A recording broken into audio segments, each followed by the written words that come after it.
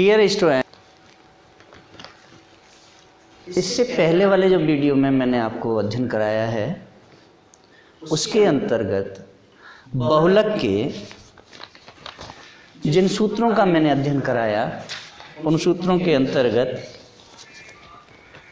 मैंने आपको z L1 plus delta 1 upon delta 1 plus delta 2 into I और ऊपरी सीमा में से घटा करके अगर उसका अध्ययन करना हो, फॉर्मूला लगाना हो, तो z L1 plus delta 2 upon delta 1 plus delta 2 into I का अध्ययन किया था, जिसके अंतर्गत L1 और L1 बहुलक वर्ग की निचली व ऊपरी सीमा हैं। और फिर इसके बाद में मैंने डेल्टा 1 को हम कैसे निकालते हैं, तो F1 माइनस F0 यानी डेल्टा 1 इजिकल टू निकालेंगे तो F1 minus F0 is equal to delta 1 आ जाता है। डेल्टा 2 अगर निकालते हैं, delta 2 is equal to delta 2 is equal to होता है F1 माइनस F2। इसका अध्ययन कराया। फिर इसके बाद में आवृत्तियों के रूप में अगर हमको निकालना होता है तो Z is equal to L1 plus F1 minus F0 upon twice F1 minus F0 minus F2 into I, इसका अध्ययन कराया। फिर मैंने आपके समक्ष न्यूमेरिकल निकाल के अध्ययन कराया। न्यूमेरिकल के बाद में अब हम जो अध्ययन करेंगे वह है जो मैंने ये सूत्र लिखा है, Z is equal to L1 plus F2 upon F0 plus F2 into आई।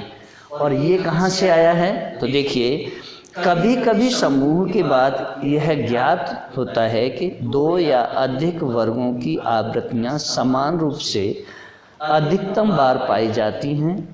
ऐसी स्थिति में अलग अलग उन वर्गों की तथा निकटवर्ती उन वर्गों की आवृत्तियों जोड़कर उन जोड़ों की तुलना की जाती है जिस वर्ग से संबंधित जोड़ अधिक होता है।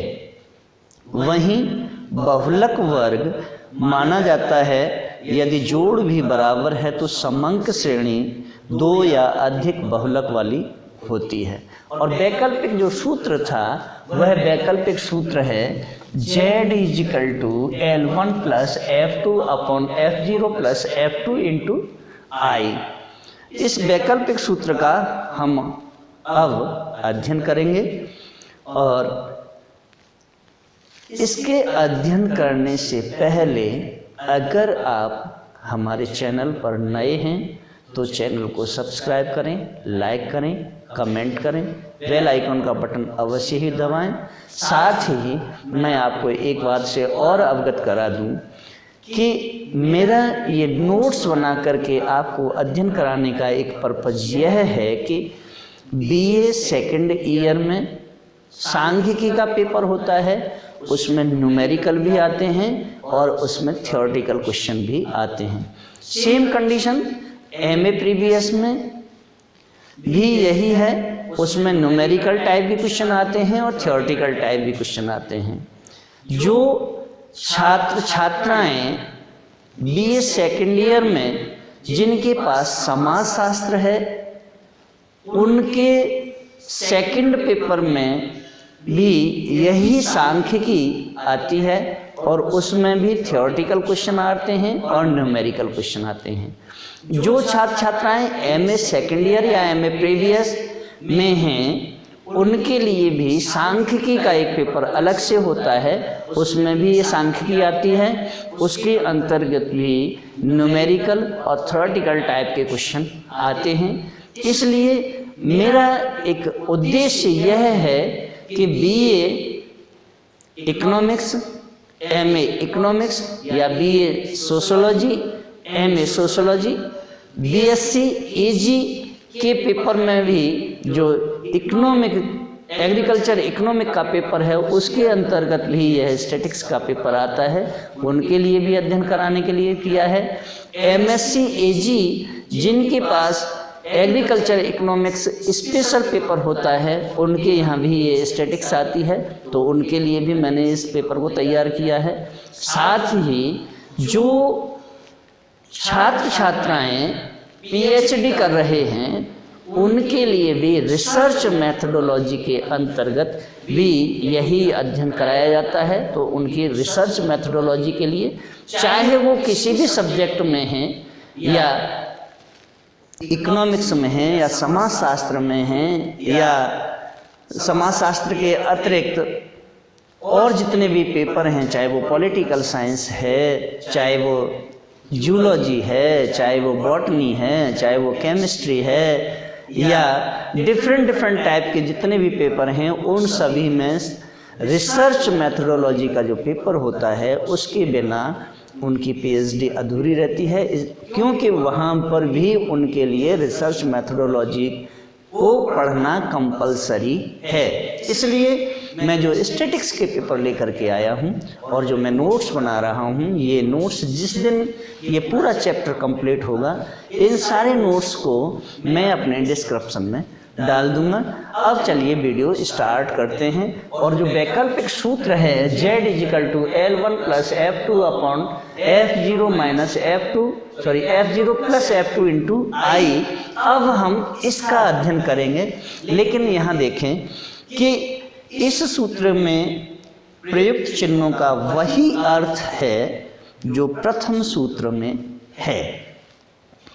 इसका प्रयोग तभी करना चाहिए, एक सावधानी बरतनी पड़ती है इसके लिए कि इस सूत्र का प्रयोग हम तब करते हैं जब प्रथम सूत्र द्वारा ज्ञात करने से बहुलक का मूल्य बहुलक वर्ग की सीमाओं के अंतर्गत ना रहे, अर्थात वह या तो निचली सीमा से कम हो या ऊपरी सीमा से अधिक हो। ऐसी स्थिति में हम इस सूत्र का प्रयोग करते हैं। दोनों सूत्रों से प्राप्त परिणाम भिन्न होते हैं। कब होते हैं? जब अधिकतर बहुलक वर्ग की आवृत्ति से पिछली आवृत्ति अधिक होने पर ऐसी स्थिति आती है तब। अब देखिए, इस सूत्र का प्रयोग करने के लिए मैं आपके समक्ष एक न्यूमेरिकल तैयार करता हूँ। न्यूमेरिकल से आप समझेंगे और ये स्पष्ट करेंगे हम कि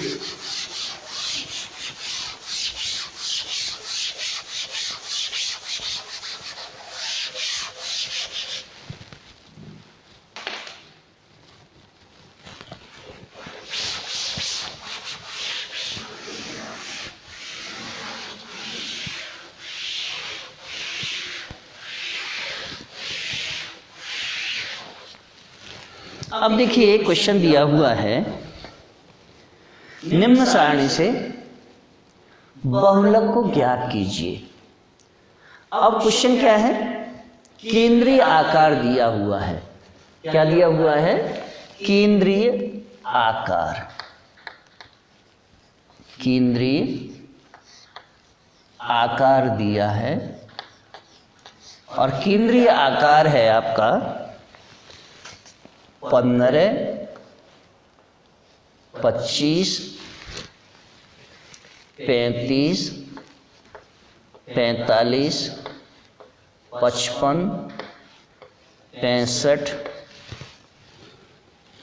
75 और 85। इसके बाद दिया हुआ है इसकी आवृत्तियाँ, बारंबारता या फ्रीक्वेंसी।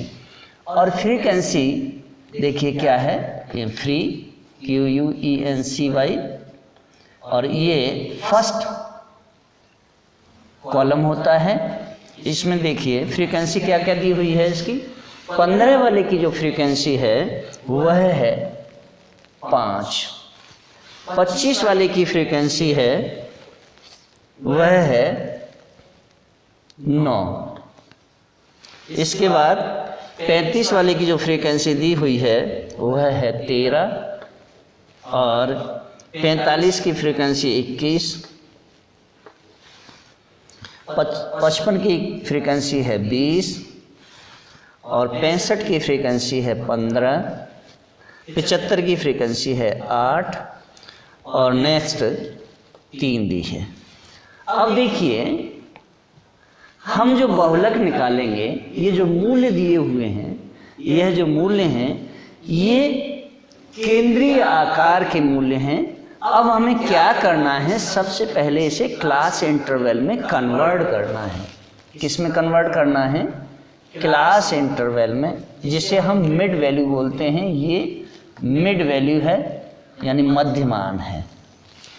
जब मध्यमान है तो क्लास इंटरवल कैसे बनाएंगे? यानी वर्ग अंतराल। क्या बनाएंगे? वर्ग अंतराल, जिसे हम क्लास इंटरवल बोलते हैं। अब वर्ग अंतराल में बनाने के लिए हमें क्या करना है? ये जो 15 हैं, 15 प्लस माइनस 5, क्योंकि इसमें 10 का अंतर आ रहा है। तो देखिए अब 15 में से अगर 5 को घटाएंगे तो कितने आ जाएंगे? 10। 15 में अगर 5 को जोड़ देंगे तो कितने आ जाएंगे? 20। तो ये जो वैल्यू है यह है 10 से 20 की। सेम कंडीशन 25 में कर लीजिए। अब 25 में जब करेंगे माइनस कर देंगे तो ये वैल्यू कितनी आ जाएगी? 20 हो जाएगी, और प्लस कर देंगे तो ये वैल्यू हो जाएगी 30 यानी 30। तो ये जो वैल्यू होगी वह है 20 से 30 की होगी। सेम कंडीशन 35 में भी, जो 35 दिए हुए हैं उसमें अगर हम 5 को प्लस कर देंगे तो ये वैल्यू हो जाएगी 40। तो यहाँ देख लीजिए 30 कैसे आएगा? अगर मैं इसमें से 5 को माइनस कर दूंगा तो 30 हो जाएगी। तो 30 से 40 होगा। अब 40 से 50, 50 से 60 और 60 से 70, 70 से 80 और 80 से 90। आप चाहें तो इनको जोड़ के देख लीजिए और आधा करके देख लीजिए, सेम यही वैल्यू आएगी। यानी 10 और 20 30, 30 के आधे 15, यानी 30 में 2 का भाग दे दिया तो 15 आ गए। 20 और 30 50, 50 में 2 का भाग दिया 25 वैल्यू आ गई। 30 और 40 70 होते हैं, 70 में 2 का भाग दे दिया 35 वैल्यू आ गई। इसी तरह से 40 और 50 को जोड़ेंगे तो 90 हो जाएंगे, 90 में से 2 का भाग देंगे 45 वैल्यू आएगी। 50 और 60 को अगर जोड़ेंगे तो 110 हो जाएंगे, और 110 में 2 का भाग देंगे तो 55 आ जाएंगे। सेम कंडीशन 60 और 70 को अगर हम जोड़ेंगे तो 130 हो जाएंगे, और 130 में 2 का भाग देंगे तो 65 वैल्यू आएगी। 70 और 80 को अगर हम जोड़ेंगे तो 150 होंगे, और 150 में 2 का भाग देंगे तो 75 आएंगे। 80 और 90 को अगर हम जोड़ेंगे तो 170 वैल्यू आएगी, और 170 में 2 का भाग करेंगे तो फिर 86 निकल के आएंगे। अब आपकी समझ में ये आ गया होगा। अब मुझे क्या करना है, चूंकि यहाँ एक स्थिति ये बन रही है कि अगर हम इसका निरीक्षण करते हैं तो सबसे ज़्यादा जो वैल्यू है वह है 40 से 50 वाले की आवृत्ति ज़्यादा है, यानी 21 है। अगर मैं डायरेक्ट निकालता हूँ तो ये इसकी जो वैल्यू होगी वह इससे या तो नीचे पहुँच जाएगी या 50 से ऊपर पहुँच जाएगी। इसलिए अब देखिए पहले हम इसका क्या करेंगे, 2-2 के जोड़े बना लेते हैं। तो 5 और 9 का जोड़ा बना लिया, 13 और 21 का जोड़ा बना लिया, 20 और 15 का जोड़ा बना लिया, 8 और 3 का जोड़ा बना लिया। देखिए इनकी वैल्यू कितनी आ रही है, 9 और 5 14, ये हो गया 34, ये हो गया 35, और इनको जोड़ेंगे तो 13 आ गई। ये कौन सा कॉलम हो गया, सेकंड कॉलम हो गया। अब देखिए सेकंड कॉलम के बाद में भी, चूंकि मैंने पहले ही कहा है कि 6 कॉलम तक तैयार करते हैं। नेक्स्ट देखिए, अब मैं ऊपर से 1 छोड़ूंगा, यानी 5 को छोड़ करके 9 और 13 को जोड़ेंगे, 21 और 20 को जोड़ूंगा, 15 और 8 को जोड़ दिया, एक इधर भी छूट गया। तो देखिए इनकी वैल्यू देखिए, यानी 9 और 3 12 के 2 हासिल का 1, इसलिए 22 वैल्यू आ गई। ये जोड़ेंगे तो 41 वैल्यू हो जाएगी, इनको जोड़ेंगे तो 8 5 13 23 हो जाएगी। अब देखिए 2 बार हमने 2 के जोड़े बना दिए हैं। अब मुझे क्या करना है, तीसरी बार निकालना है, तो थर्ड कॉलम को तैयार करते हैं। अब देखिए थर्ड कॉलम को तैयार करने से पहले क्या करना है, हमें 3 3 के जोड़े बनाने हैं। 3 3 के जोड़े बना लीजिए भाई, 5 9 13 21 20 और 15। अब यहाँ 3 है ही नहीं, तो ये 2 छूट गए, छूट जाने दीजिए। अब देखिए 9 5 14 14 3 17 के 7 हासिल का 1 मीन्स 27। इसके बाद 21 20 और 15 को जोड़ेंगे, यानी 1 और 5 6 और 2 और 2 4 और 1 5 56 आएंगे। इसके बाद 56 के बाद में फिर हम तीसरा कॉलम बनाएंगे, और उसमें जो कॉलम बनाया है उसमें हमने जोड़ा है 9 13 और 21 को, 20 15 और 8 को, जिसमें अब देखिए इसमें 43 और 43 2 जगह आ गया। अब मैं कॉलम छठा तैयार करूँगा। अब देखिए छठे में क्या करूँगा, पहले मैंने 1 छोड़ा था, अब ऊपर से 2 छोड़ देंगे और 13 21 और 20 को लेंगे। 13 21 और 20 को लिया, और 15 से लेकर के 8 3 को लिया। अब देखिए इसको जोड़ते हैं, तो 13 21 और 20 यानी 3 और 1 4 और 1 और 2 3 3 और 2 5 यानी 54। इसे देखते हैं, 8 और 5 13 13 और 3 16 के 6 हासिल का 1 1 और 1 2। अब देखिए यहाँ आकर के कुछ क्लियर हो गया है, और जब ये क्लियर हो गया है तो अब मैं ये देखता हूँ कि इसमें कंडीशन क्या क्या रही है, कौन कौन से ऐसे फ्रीक्वेंसी हैं जिनके जो आवृत्ति है वो ज़्यादा है। तो देखिए यहाँ आवृत्ति 9 की हुई सिर्फ 1 बार, यानी 9 1 बार आया। यहाँ देखिए 1 बार, तो 9 को मैंने 1 नंबर दे दिया। इसके बाद देखते हैं 13 को, और 13 की जो आवृत्ति हुई है वह हुई है 2 बार, और 21 की जो आवृत्ति हुई है वह हुई 5 बार, 1 2 3 4 और 1 5। इसके बाद 20 की आवृत्ति देखते हैं, तो 20 की भी सेम 1 2 3 4 और 1 5 बार हुई। अब देखिए 15 की जो आवृत्ति हुई है, 15 की आवृत्ति कितनी बार हुई है, 15 की आवृत्ति हुई 3 बार, 1 2 और 3। और इसके बाद में देखते हैं हम 8 को, तो 8 की आवृत्ति सिर्फ 1 बार हुई है। अब देखिए यहाँ 2 स्थितियाँ बन गई, यहाँ भी 5 हैं और यहाँ भी 5 हैं। जब ऐसी स्थिति बन जाती है तब हमें क्या करना होता है, कौन से सूत्र का प्रयोग करना पड़ता है। लेकिन आप प्रयोग करने से पहले आप एक चीज़ और देखें कि जो सारणी है यह ज्ञात होता है कि 40 और 50 यानी 40 और 50 की जो आवृत्ति है वह 21 है, और 50 से 60 की आवृत्ति 20 है।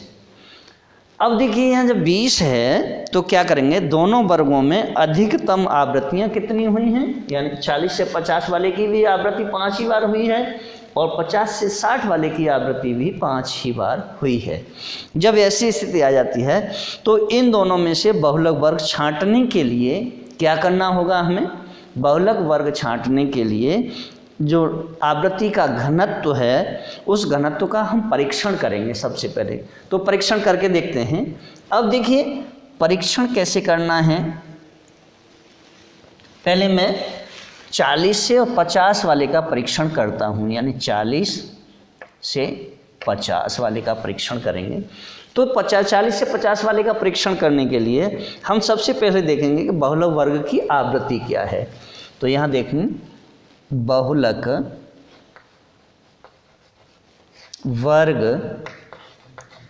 की आवृत्ति। अब देखिए बहुलक वर्ग की जो आवृत्ति है वह कितनी है, इसकी जो आवृत्ति है 40 से 50 की, यानी 40 से 50 की जो आवृत्ति है वह आवृत्ति है, देखिए 40 से 50 की आवृत्ति है 21। मान लीजिए अगर मैंने 21 को F1 नंबर दे दिया तो 13 क्या हो जाएगा, F0 हो जाएगा और 20 F2 हो जाएगा। यही है ना। तो देखिए अब मैं क्या करूँगा, उससे पहले वर्ग की आवृत्ति मीन्स इससे पहले वर्ग की जो आवृत्ति है, यानी उससे पहले वर्ग की आवृत्ति कितनी है, 13। अब बाद वाले की देखते हैं, बाद वाले वर्ग की आवृत्ति कितनी है, देखिए 20 है। ओके,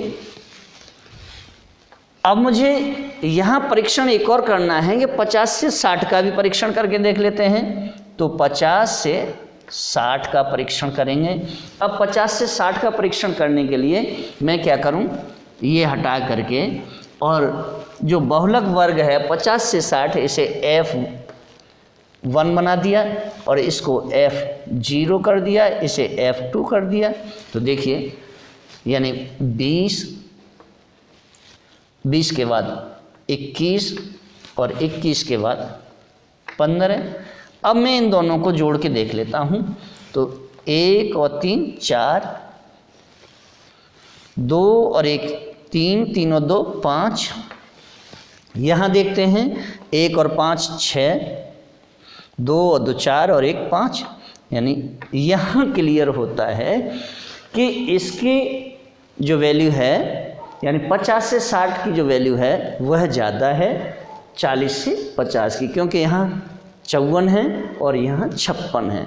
तो स्वाभाविक सी बात है कि बहुलक जो होगा वह 50 से 60 के अंतर्गत ही होगा। अब जब ये स्थिति है तो अब हमें फॉर्मूला लगा लेना चाहिए। तो यहाँ देखिए फॉर्मूला अब हम अप्लाई करते हैं और फॉर्मूला अप्लाई करेंगे तो क्या होगा, यानी Z इजिकल टू क्या होता है, L1 plus F2 upon F0 plus F2 into I। जब ये है तो अब तो आपके समझ में आ ही गया होगा, यानी Z इजिकल टू निकालिए L1 की वैल्यू कितनी है, L1 कौन सा है 50 धन F2 अब कहाँ से निकालेंगे, देखिए F2 कौन सा है 15, तो 15 बटे F0 की वैल्यू कितनी है 21, तो F0 की वैल्यू 21 रख दीजिए प्लस 15 कर दीजिए गुणा 10। अब आप कहेंगे कि 10 कहाँ से आ गया, तो देखिए 10 जो निकाला है यह L2 है और यह L1 है। L2 माइनस L1 यानी upper limit minus lower limit, ये अपर लिमिट ये लोअर लिमिट है। तो मैंने 60 में से 50 को घटा दिया और 50 को घटाने के बाद में जो वैल्यू निकल के आई वह 10 आई है। ओके, अब देखिए निकालिए आप Z इजिकल टू क्या होगा 50 धन 15 गुणा 10 बटे 36 बराबर कितना हो जाएगा 150 बटे 36। अब 150 में 36 का भाग दे लीजिए। तो 150 में अगर हम 36 का भाग देंगे तो कितने बार जाएगा, यानी 150 डिवाइड बाई 36। अब 36 से भाग दीजिए, 3 चौक 12, 4 छिंग 24 के 4 हासिल के 2, 4 तिया 12 और 2 14, कितने बचे 6। अब देखिए 6 बचे, दशमलव लगा के एक 0 बढ़ा लीजिए और 36 का भाग दे दीजिए। तो 36 का अगर हम भाग देंगे तो ये भाग जाएगा 1.66। अब जब ये है तो देखिए फिर क्या होगा, वैल्यू क्या आएगी यानी 4.166 के बराबर भाग चला जाएगा। अब देखिए जब ये है यानी यहाँ डिवाइड कर लेता हूँ मैं, इसको इधर ले लेते हैं, 150 बटे 36 बराबर 4.166, ये वैल्यू इसकी आई है।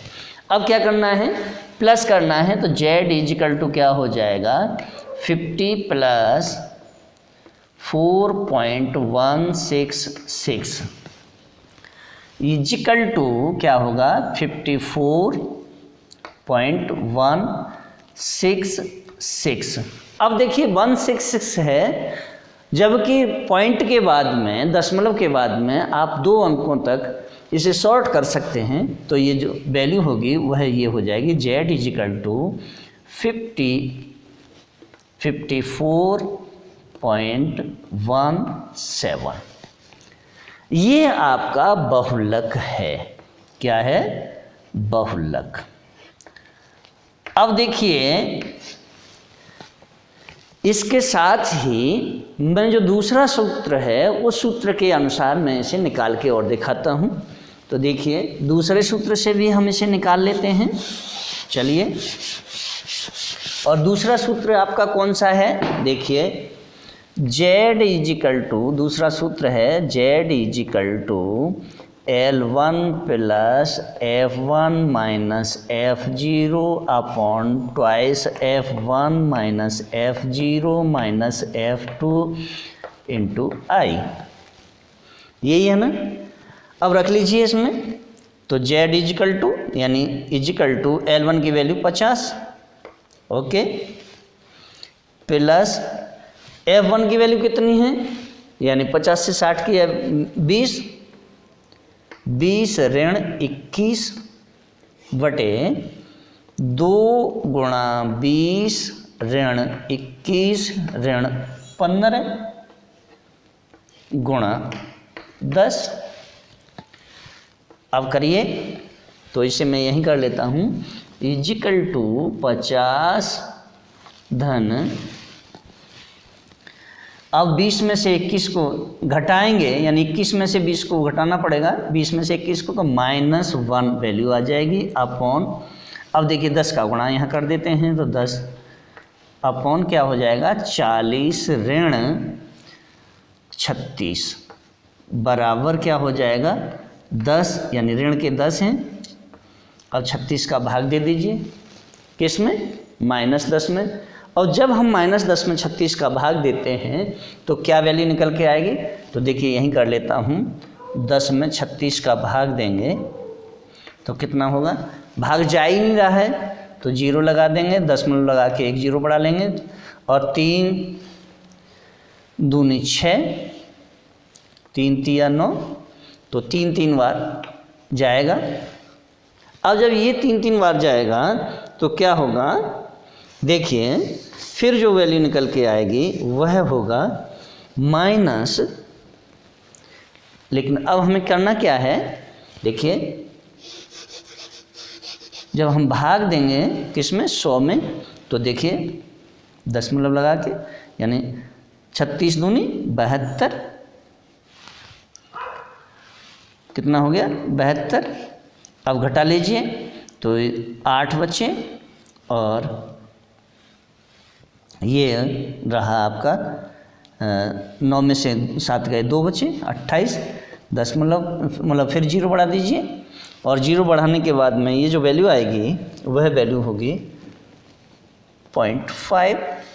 तो ये जो वैल्यू है, अब देखिए क्या होगा कि इस स्थिति में, अब जब ये स्थिति आ रही है तो क्या होगा? चूँकि ये जो वैल्यू है वो 50 की है, तो z इजिकल टू क्या लिखा था आपने? 50 धन, और ये कैसी वैल्यू है? माइनस की है, तो -2.5 इजिकल टू क्या आएगा? देखिए 47.5 वैल्यू आ जाएगी। अब 47.5 वैल्यू मीन्स यहाँ देखिए 50 से भी नीचे निकल गई है। किससे? 50 से भी नीचे निकल गई है। अब जब ये 50 से नीचे निकल गई है तो ये पहला फॉर्मूला काम नहीं कर रहा है, इसलिए इस दूसरे वाले फॉर्मूले का हमें उपयोग करना ही पड़ेगा।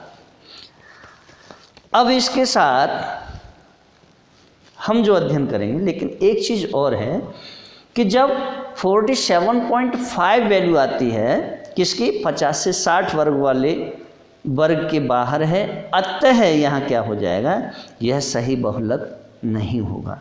जब ये सही बहुलक नहीं होगा तो हमें निश्चित तौर पर यही सूत्र लगाना ही पड़ेगा। अब इसके बाद इसमें आता है समावेशी वर्गांतर तथा असमान वर्ग विस्तार का। यहाँ देखें कि समावेशी वर्गांतर या असमान वर्ग विस्तार जो होता है वह क्या है। तो देखिए, बहुलक ज्ञात करने से पूर्व समावेशी वर्गांतरों को पहले अपवर्जी रीति में परिवर्तित कर लेना चाहिए। यदि वर्ग विस्तार असमान है तो यथासंभव उन्हें समान करने का हमें प्रयत्न करना चाहिए, जो हमने ये किया है आपके समक्ष। यानी वैल्यू क्या दी थी, केंद्रीय आकार यानी सेंट्रल साइज दिया था और उसमें 15, 25, 35, 45, 55, 65, 75, 85 दिए थे। तो मैंने क्या किया, इसे वर्गांतराल में पहले कन्वर्ट किया, क्योंकि ये मिड वैल्यू थी, मध्यमान था, इन दोनों का मध्यमान था, इसीलिए मैंने इसको क्या किया, सबसे पहले वर्ग अंतराल में यानी क्लास इंटरवल CI में कन्वर्ट किया। अब CI में कन्वर्ट करने के लिए मैंने क्या बताया था आपको, जो वैल्यू दी है ये वाली, कोई सी भी वैल्यू उठा लीजिए, उसमें मान लीजिए ये 15 वैल्यू है तो इसमें क्या करूँगा, 5 प्लस कर दूंगा और 5 माइनस कर दूंगा। तो मैंने ये निकाल लिया। 15 में से अगर 5 को घटा देंगे तो 10 आ जाएंगे, 15 में से अगर 5 को घटाऊंगा तो 10 आएगा, और 15 में 5 जोड़ दूंगा तो क्या हो जाएगा, 20 हो जाएगा। तो इसी से मैंने ये सारे क्लास इंटरवल निकाल लिए, और क्लास इंटरवल निकाल के आपके समक्ष ये पूरा फॉर्मूला लगा के पूरा न्यूमेरिकल सिद्ध किया है। अब देखिए इसके साथ क्या होता है कि बिंदु रेखीय रीति से बहुलक मूल्य निश्चित किया जा सकता है। लेकिन अब आप कहेंगे कि बिंदु रेखीय रीति क्या है, तो बिंदु रेखीय रीति चित्र वाला जो वो है, बिंदु रेखा चित्र का जो अध्याय इसमें है, उस अध्याय को जब मैं पढ़ाऊंगा तब ये सारी चीज़ें आपके समक्ष और क्लियर करूंगा।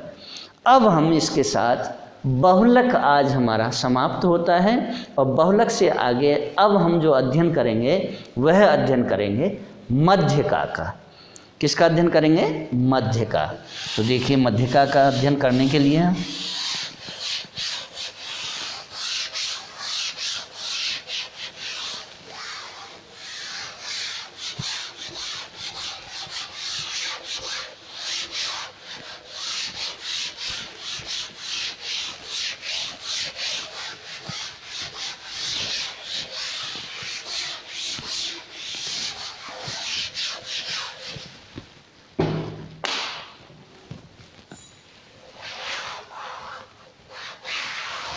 मध्यका का अध्ययन करने के लिए अब हमें इस पूरे न्यूमेरिकल को हटाना पड़ा, और हम अब मध्यका का अध्ययन।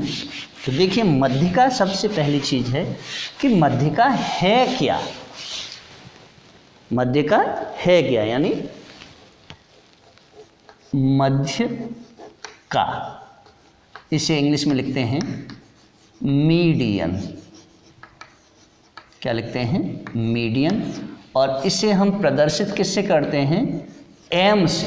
किससे प्रदर्शित करते हैं, एम से। अब देखिए सबसे पहले आपको समझना है कि मध्यका है क्या चीज़। तो देखिए किसी समंक श्रेणी को आरोही जो क्रम है, आरोही यह जो क्रम होता है, यह होता है बढ़ते हुए, यानी 1 2 3 4 5 6 7 8 9 10, ये जो क्रम है ये कौन सा है, आरोही क्रम है। अब इसके बाद में क्या आता है, अवरोही क्रम। अवरोही क्रम जो होता है वह होता है घटते हुए। अब देखिए घटते हुए कैसे निकालेंगे, तो जैसे 10, 9, 8, 7, 6, 5, 4, 3, 2, 1, ये घटता हुआ क्रम हो गया। मध्यिका में क्या होता है कि जब किसी समंक श्रेणी को आरोही यानी बढ़ते हुए या अवरोही यानी घटते हुए क्रम में व्यवस्थित करने पर उस श्रेणी के मध्य में जो मूल्य आता है वही मध्यिका है। अब यहाँ देखिए एक प्रोफेसर हैं कॉर्नर, क्या नाम है उनका, कॉर्नर। कॉर्नर की एक बुक है, उन्होंने स्टैटिक्स के ऊपर लिखी। तो कॉर्नर की पुस्तक कौन सी है, statics in theory and periodic practice. फिर से, statics in theory and practice में उन्होंने कहा मध्यिका समंक श्रेणी का वह चर है या वह चर मूल्य है जो समूह को दो बराबर भागों में इस प्रकार बांटता है कि एक भाग में सारे मूल्य या एक भाग में सारे मूल्य मध्यिका से अधिक और दूसरे भाग में सारे मूल्य उससे कम होते हैं। जैसे मान लीजिए ये 10 है, अगर मुझे 10 की मध्यिका निकालनी हो तो देखिए इसका जो सूत्र होता है वह होता है n+1/2। तो देखिए 10 धन 1/2 बराबर 11/2 इजिकल टू 5.5। अब जब ये 5.5 आ रहा है तो मैं क्या करूँ इसमें, अब देखिए 1 2 3 4 5, 1 2 3 4 5, इधर से 5 और इधर से 6, 2 हो गए। अब मैं जब इसकी वैल्यू निकालूंगा तो क्या करूँगा मेरी तो मेरे को 5 धन 6 बराबर 11 और 11 में 2 का भाग देंगे तो 5.5 आ जाएगा। मीन्स मध्यिका जो होगी वह 5.5 होगी। अब देखिए इस चीज़ को मैं आगे क्लियर करूँगा। तो यहाँ क्या है कि जो कॉर्नर की जो बुक है यानी statics in theory and practice में उन्होंने कहा कि मध्यिका समंक श्रेणी का वह चर मूल्य है जो समूह को दो बराबर भागों में इस प्रकार बांटता है कि एक भाग सारे मूल्य मध्यिका से अधिक और दूसरे भाग में सारे मूल्य मध्यिका से कम हो। मान लीजिए ये ही मान लिया तो इससे आगे के सारे मूल्य बढ़ते हुए हैं और इससे पीछे के सारे मूल्य घटते हुए हैं। निकल गया आगे। इस प्रकार मध्यिका वह केंद्रीय मूल्य है जो क्रमबद्ध समंक माला को दो बराबर भागों में विभाजित करता है। अब देखिए ये चीज़, अब हम इसे जो मध्यिका का जो अध्ययन करेंगे, सर्वप्रथम हम मध्यिका का अध्ययन करेंगे, वह अध्ययन करेंगे व्यक्तिगत समंक माला के तहत यानी इंडिविजुअल सीरीज के तहत। अब हम इंडिविजुअल सीरीज को ही सबसे पहले लेते हैं और इंडिविजुअल सीरीज के तहत ही हम अध्ययन अभी करेंगे। तो देखिए इंडिविजुअल जो सीरीज है वह क्या कहती है कि व्यक्तिगत मूल्यों का मध्यिका ज्ञात करने के लिए निम्न जो प्रक्रियाएं हैं वह प्रक्रियाएं हमें कौन कौन सी अपनानी पड़ती हैं। तो सबसे पहले जो प्रक्रिया अपनानी पड़ती है वह है नंबर 1, सर्वप्रथम दिए हुए मूल्यों को हमें क्या करना है, आरोही क्रम में कन्वर्ट कर लेना है। किस में, आरोही क्रम में कन्वर्ट कर लेना है। और जब हम आरोही क्रम में कन्वर्ट करते हैं यानी असेंडिंग में लाते हैं या अवरोही क्रम में कन्वर्ट करते हैं यानी डिसेंडिंग, और डिसेंडिंग क्रम में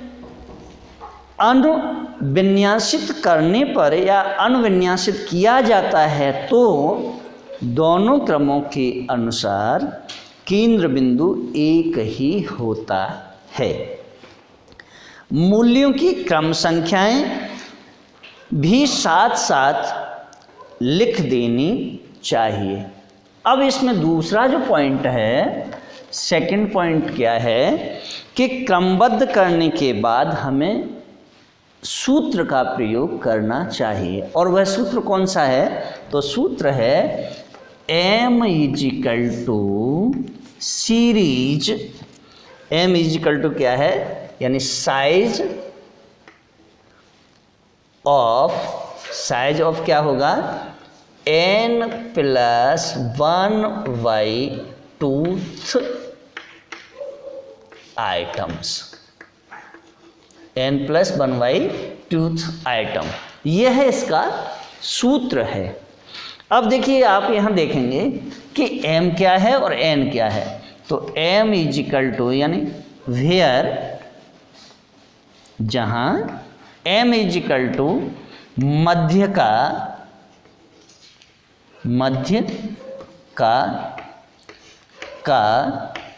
क्या है? संकेताक्षर है। क्या है? संकेताक्षर।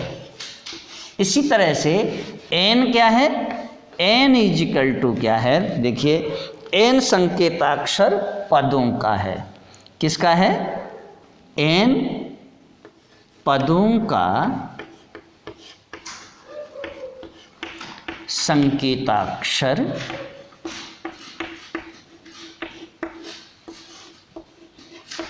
है। अब देखिए, जब ये आ गया तो इसके बाद फिर क्या होगा?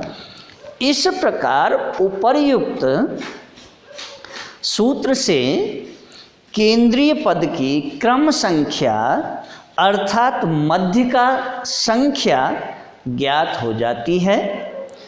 उस क्रम संख्या का मूल्य ही मध्य का है। यदि व्यक्तिगत इकाइयों की संख्या सम अर्थात 2 से विभाजित है तो, अब जैसे 2 से विभाजित क्या है? 10 है। 10 को में अगर 2 का भाग देंगे तो 5 आना चाहिए। लेकिन फॉर्मूला आपका क्या है? n प्लस 1/2 आइटम, यही है ना? यानी m is equal to size of. अब देखिए, मान लीजिए 10 किसी की वैल्यू है तो हम कैसे करेंगे? यहाँ सूत्र और कुछ कहता है। तो अगर मैं इस तरह से निकालूंगा 10 धन 1/2 बराबर 11/2 बराबर क्या आ जाएगा? 5.5 आ जाएगा। यही आ जाएगा ना? अब देखिए, 2 से विभाज्य है तो सूत्र द्वारा ज्ञात केंद्रीय क्रम संख्या पूर्ण या पूर्णक नहीं होगी। ऐसी क्रम संख्या का मूल्य निश्चित करने के लिए हमें क्या करना होगा? तो उस दोनों ओर के 2 पूर्ण क्रम संख्याओं के मूल्यों को जोड़कर 2 से भाग दिया जाता है, वही मध्य का मूल्य होता है। जैसे मैंने अभी आपके सामने निकाला था, 10 प्लस 1/2 इजिकल टू 5.5 आया था। तो 5 और 6 को जोड़ा और उसमें 2 का भाग दिया तो 5.5 आ गया था। अब देखिए, साइज का जो आइटम है वो मैंने आपके समक्ष निकाल के दिखाया था। अब हम इसी टाइप के जो क्वेश्चन हैं उन क्वेश्चनों का अध्ययन करते हैं। तो देखिए, मान लीजिए कुछ वैल्यू हैं, उनकी हमें मध्यिका ज्ञात करनी है। देखिए कैसे निकालेंगे। मान लीजिए 1 4 5 6 7 8 1 2 3 4 5 6 7 1 8 1 2 2 4 6 7 9 7 9 15। अब ये देख रहे हैं आप सीरीज। इस सीरीज के अंतर्गत ये कैसा है? अवरोही क्रम है तो मैं इसे क्या करूं, सबसे पहले आरोही क्रम में कन्वर्ट कर लेता हूं। अब आरोही क्रम में हमें कन्वर्ट करना है, तो आरोही क्रम में कन्वर्ट करने के लिए हमें क्या करना है, यानी सबसे छोटी संख्या कौन सी है, 1। फिर इसके बाद देखेंगे एक ये है तो एक यहाँ ले लिया। अब इसके बाद देखेंगे एक कहाँ है, ये रहा, तो एक और यहाँ ले लिया। फिर इसके बाद में एक ये है, सॉरी अब देखिए 3 है।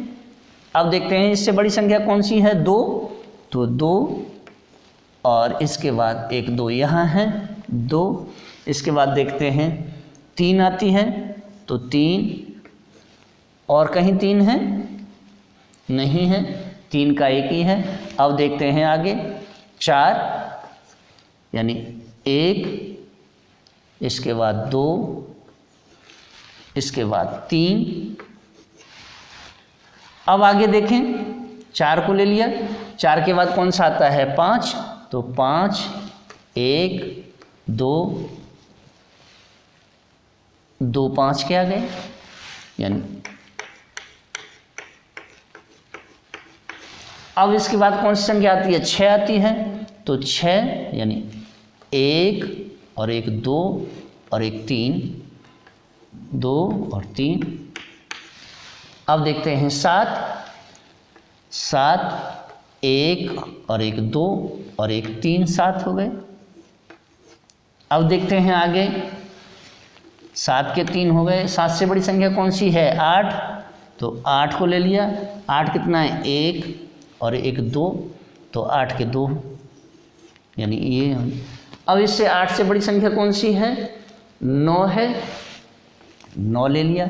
इसके बाद 15 ले लिया।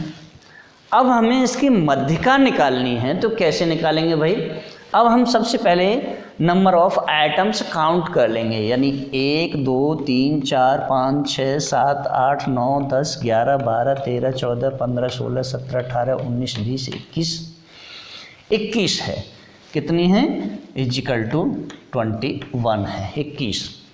अब हमें सूत्र लगा लेना है, तो सूत्र कौन सा है, m इजिकल टू क्या है, साइज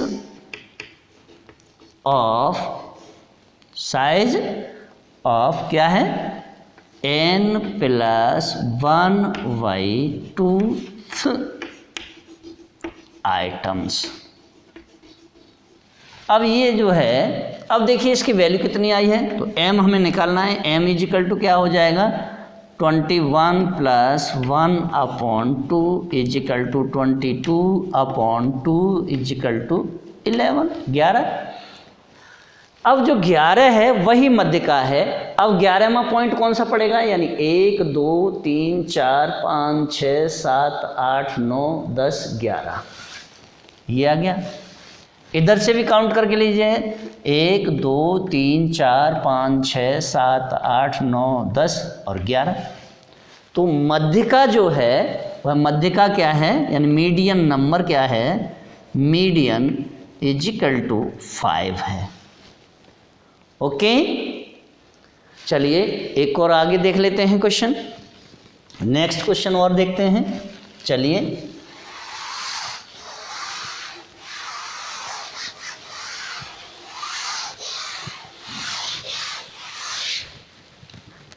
दूसरा क्वेश्चन देखते हैं। कुछ मूल्य हैं 2 8 9 5 4 6 7 9 8 5 3 2 8 5 6 7 8 9 15 20 ये दिए हैं। अब हमें क्या करना है, पहले ये बिखरा हुआ जो क्रम है ये अवरोही क्रम है। कैसा है, अवरोही है। जब अवरोही क्रम होता है तो मुझे क्या करना होता है, अवरोही से सबसे पहले आरोही क्रम में यानी व्यवस्थित करना है। आरोही क्रम में मैं इसे कन्वर्ट करूंगा सबसे पहले। तो आरोही क्रम में कन्वर्ट करने के लिए हमें क्या करना होता है, सबसे छोटी मूल्य को सबसे पहले लेना होता है, फिर उससे बड़ा, फिर उससे बड़ा, फिर उससे बड़ा, फिर उससे बड़ा। तो देखिए यहाँ कितना, कौन सा छोटा है, यहाँ एक तो कोई है ही नहीं, 2 है, तो 2 को ले लिया। 2 यानी 1 और कहीं है, एक ये 2 है, तो यहाँ ले लीजिए 1 और 1 2। अब इससे बड़ा कौन सा है? 3 है। 3 को देखते हैं, 3 कितने हैं इसमें? 3 का सिर्फ 1 ही है, तो 3 का 1 आ गया। अब इससे बड़ी संख्या कौन सी है? 4 है, तो 4 को देखते हैं। 4 कितने हैं? 1 ही है 4 का। इसके बाद 4 से बड़ी संख्या कौन सी आती है? 5, तो 5 को ले लेते हैं। 5 का 1 और 1 2 और 1 3। 5 के कितने आ गए? 3, तो 1 2 और 1 3। अब इसके बाद देखते हैं 5 से बड़ी संख्या कौन सी है? 6। 6 को देखिए, 6 का 1 यानी 1 और 1 2, 6 के 2 हैं। अब 6 से बड़ी संख्या 7 है, तो 7 देखिए कहाँ है? 1 और 1 2, 7 के 2 ले लीजिए। नेक्स्ट देखिए 7 के बाद में कौन सी बड़ी संख्या है? 8, तो 8 को ले लीजिए। अब 8 के कितने हैं? 1 और 1 2 और 1 3 और 1 4, तो 2 3 और 4, 1 2 3 4। 8 से बड़ी संख्या कौन सी है? 9, तो 9 का 1 और 1 2 और 1 3, 9 के 1 2 और 3। इसके बाद 9 से बड़ी डायरेक्ट 15 है, तो 15 ले लिया। 15 से आगे 20। अब मुझे क्या करना है? मध्यिका निकालनी है। तो देखिए कैसे निकालूंगा। सबसे पहले नंबर ऑफ काउंटिंग करूंगा, किसकी? जो वैल्यूएशन दी है उसको काउंट करना है। n की वैल्यू निकालनी है, तो 1 2 3 4 5 6 7 8 9 10 11 12 13 14 15 16 17 18 19 20। कितने हैं? ये 20 हैं। अब जब ये 20 आ गया है, तो अब हम फॉर्मूला लगा लेते हैं। फॉर्मूला क्या है आपका? m is equal to size of, क्या है? Size of n plus 1/2 items है। और जब ये आइटम है तो रख लीजिए आप। m इजिकल टू निकालिए। m इजिकल टू क्या होगा? n की वैल्यू कितनी है? 20 यानी 20 धन 1/2 बराबर 21/2। अब 21 का भाग दे दीजिए। तो देखिए भाग देंगे तो 2 1 2, ना जाने का 0, दशमलव लगा के 2 पंजे 10 यानी 10.5। अब जब m की वैल्यू क्या आई है? 10.5 आई है, तो मध्य का काउंट कैसे करेंगे भाई? अब यहाँ देखते हैं ये कितने हैं? 20 हैं। अब यहाँ से गिनना शुरू कर दें। 1 2 3 4 5 6 7 8 9 10, यही है ना? वापस इधर से काउंट करके ले जाइए। 1 2 3 4 5 6 7 8 9 10, ये 7 और ये 7। अब जब ये दोनों 7 आ रहे हैं, तो मैं क्या करूँगा? अब इन दोनों को सबसे पहले जोड़ लूँगा। क्या करूँगा? जोड़ लूँगा। तो जब जोड़ूंगा तो क्या होगा? यानी 7 + 7 = 14/2 = यानी 14/2 बराबर 7। तो मध्यिका का जो वैल्यू है वो 7 है। कोई सी भी 7 को ले लीजिए। तो मीडियन = होगा 7। आ गया समझ में? चलिए एक और निकाल के देखते हैं। जब तक आपकी समझ में ना आए, आप मुझे लगातार कमेंट करते रहें। और आप अपने जितने भी न्यूमेरिकल हैं जो समझ में नहीं आता है, उस न्यूमेरिकल को डायरेक्ट मेरे कमेंट बॉक्स में आप डालिए। मैं उसका सॉल्यूशन भी आपके लिए वीडियो के माध्यम से भेजूंगा। नेक्स्ट देखते हैं एक और। 4 6 5 4 3 2 8 5 6 7 9 10 11 12 13 14, इसके बाद 18 15 ये दिया हुआ है। अब भाई आप इसको सबसे पहले मुझे क्या करना है? आरोही क्रम में कन्वर्ट कर लेना है। अब आरोही क्रम में कन्वर्ट करने के लिए मुझे क्या करना है? सबसे पहले छोटी संख्या को लेना है, तो 2 यानी आरोही क्रम। इसे असेंडिंग बोलते हैं, आरोही को असेंडिंग कर लीजिए। सबसे पहले 2 ले लीजिए, इसके बाद कोई 2 का है ही नहीं, इसके बाद 3 को लेते हैं। 3 का 1 ही है तो 3 का 1 हो गया। इसके बाद देखते हैं 4, तो 4 का यानी 1 2 ही हैं, ये 4 और 4 हो गया। इसके बाद 5 लेते हैं, 5 के कितने हैं, 1 और 1 2, और कोई है ही नहीं। चलिए इसके बाद 6 को उठा लेते हैं, 6 1 2 ही हैं तो ये भी आ गया। अब इसके बाद 6 से बड़ी संख्या कौन सी है, 7 है तो 7 का 1 ही है, ले लीजिए। इसके बाद 8 1 है, ये भी ले लिया। 9 को ले लिया। इसके बाद 10 11 12 13 14 15 और 18, ये आपकी संख्याएं आ गई। अब देखिए 1 2 3 4 5 6 7 8 9 10 11 12 13 14 15 16 17 18 इजिकल टू 18। जब ये 18 आ गया वापस निकाल लीजिए। m इजिकल टू क्या होता है, साइज ऑफ क्या है, n+1/2th आइटम। अब वापस निकाल लीजिए। m इजिकल टू क्या है, देखिए इसकी वैल्यू क्या आई है, n की वैल्यू आई है 18। 18 धन 1/2 बराबर 19/2 बराबर 2 8 16 के 2 9 18। 9 बार चला गया, 1 बचा, दशमलव लगा के 1 0 डाल दीजिए, ये 9.5 आ गया यानी 9.5। तो मीडियन नंबर जो आया है वह आया है 9.5। अब देखिए इसको काउंट कर लीजिए, 1 2 3 4 5 6 7 8 9। वापस इधर से काउंट करके ले जाइए, 1 2 3 4 5 6 7 8 9, ये भी 9। अब मैं क्या करूं, यहाँ क्लियर नहीं हो रही है मध्य का, तो क्या करूँगा मैं 8 को और 7 को प्लस कर लूँगा।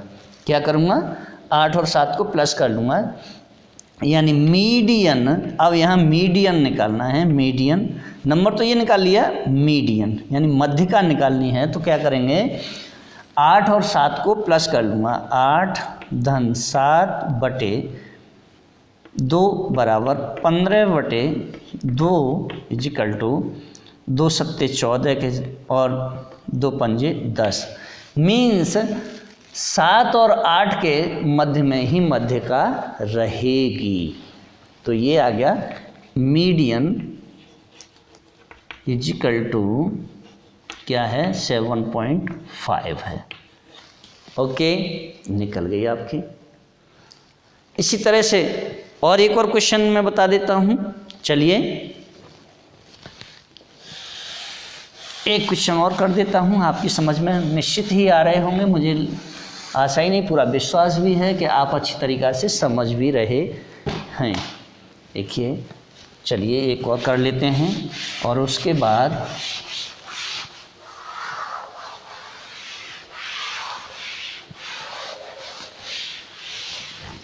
एक और क्वेश्चन करेंगे।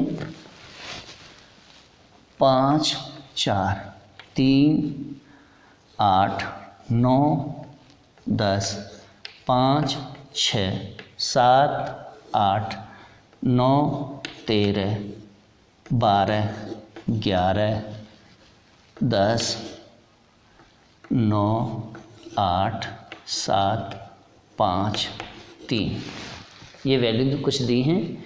इनको मुझे इनकी मध्य का निकालनी है। तो कैसे निकालेंगे, अब देखिए यहाँ मुझे सबसे पहले क्या करना है, आरोही क्रम में कन्वर्ट कर लेना है, यानी असेंडिंग में ले आना है। ले आइए, सबसे छोटी संख्या यानी 1 है नहीं, 2 है नहीं, कौन सी है, 3 है। तो 1 2 और 1 3 ले आइए, 1 2 और 3। वापस देखिए 3 से बड़ी संख्या कौन सी है, 4 है। अब यहाँ देखिए 4 का सिर्फ 1 ही है, तो 4 ले आइए। इसके बाद देखिए 5 है, तो 5 का 1 और 1 2 और 1 3, 1 2 और 3। अब 5 से बड़ी संख्या कौन सी है आपकी? 6। 6 देखिए इसमें कहीं है, 6 का 1 ये है, 6 ले आए। इसके बाद में 7 को ले आते हैं। अब देखिए 7 कितने हैं? 1 और 1 2, 7 के 2 ही हैं, तो 7 और 7। इसके बाद इससे बड़ी संख्या कौन सी है? 8 है। 8 का 1 और 1 2 और 1 3, 8 के 3 लिख दीजिए। 8 से बड़ी संख्या कौन सी है? 9। 9 कितने हैं? 1 2 और 1 3, 9 के 3 ले आइए। 9 को 3 बार लिख दिया। अब इससे बड़ी संख्या कौन सी है? 9 से बड़ी? 10। अब 10 यहाँ देखते हैं, 10 एक ये है और एक ये है 10, तो 10 यहाँ ले आइए। 10 की एक ये रही और एक ये रही, यानी 10 और 10। अब देखिए यहाँ जो 3 है ना, ये 13 लिखा था, इसलिए यहाँ मैं एक कम कर देता हूँ। अब आगे देखते हैं 10 से बड़ी संख्या कौन सी है? 11, तो 11 ले आए। 11 के बाद संख्या कौन सी है? 12, तो 12 ले आए। 12 से बड़ी संख्या कौन सी है? 13, तो 13 को भी ले आए। अब हम इनको सबसे पहले क्या करें? काउंट कर लेते हैं। 1 2 3 4 5 6 7 8 9 10 11 12 13 14 15 16 17 18 19 20। कितने हैं? 20 हैं। यहाँ पे काउंट कर लेते हैं। 1 2 3 4 5 6 7 8 9 10 11 12 13 14 15 16 17 18 19 20। अब जब ये निकल गया, अब मुझे क्या करना है? एम को निकालना है। सबसे पहले एम इजिकल टू क्या होता है? Size of n + 1y tooth item. जब ये है तो m को कैलकुलेट कर लीजिए। कैलकुलेट करेंगे तो क्या है? n की वैल्यू कितनी आई है? 20 धन 1/2 बराबर 21/2 बराबर 10.5। तो m इजिकल टू क्या आ गया? 10.5 आ गया है। अब हम इसे देखते हैं। 1 2 3 4 5 6 7 8 9 10। ये 1 2 3 4 5 6 7 8 9 10, इधर से ये आ गया। अब मुझे मीडियन निकालना है, मध्यका निकालनी है, तो क्या करूँगा? तो मध्यका निकालने के लिए यानी मीडियन निकालने के लिए क्या करूँगा? इजिकल टू क्या होगा? 8 + 8/2 इजिकल टू 16/2 बराबर 8। तो ये 8 ही है, ये आपका निकल गया। तो मीडियन नंबर क्या, मीडियन क्या है? यानी मीडियन इजिकल टू 8 है। इसके साथ ही अगर आप हमारे चैनल पर नए हैं, वीडियो आपको अगर अच्छे लगे हों तो वीडियो को लाइक भी करें, शेयर भी करें, कमेंट भी करें और सब्सक्राइब भी करें। किसी भी प्रकार की आपकी कोई भी प्रॉब्लम है न्यूमेरिकल से संबंधित, विशेष तौर पर केंद्रीय यानी सेंट्रल टेंडेंसी के अंतर्गत समांतर, माध्य, मध्यका, बहुलक, इन सब का किसी भी प्रकार का कोई भी प्रश्न है आपका, आप मेरे कमेंट बॉक्स में अवश्य ही कमेंट करें। मैं आपके प्रश्नों का उत्तर देने के लिए तत्पर तैयार हूँ। धन्यवाद।